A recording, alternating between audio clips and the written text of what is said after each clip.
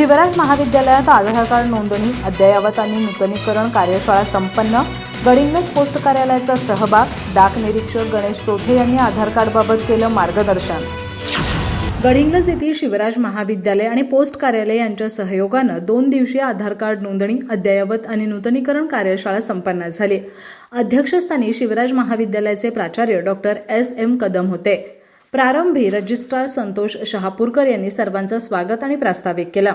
या कार्यशाळेमध्ये पोस्ट कार्यालयाचे डाक निरीक्षक गणेश चोथे यांनी आधार कार्डबाबत मार्गदर्शन केलं. तसंच पोस्ट विभागाच्या माध्यमातून मिळणाऱ्या सेवा आणि योजनेची माहिती दिली.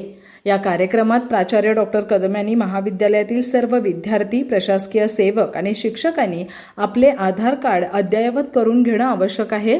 त्यासाठी पोस्टाच्या माध्यमातून महाविद्यालयात या कार्यशाळेअंतर्गत उपलब्ध झालेल्या या सुविधेचा लाभ घ्यावा असं आवाहन केलं. 2 दिवस झालेल्या या कार्यशाळेमध्ये पोस्ट मास्तर दीपक कोळी, पोस्टल असिस्टंट मारुती एसणे यांनी नवीन आधार नोंदणी, आधार कार्ड अपडेट करून दिलं.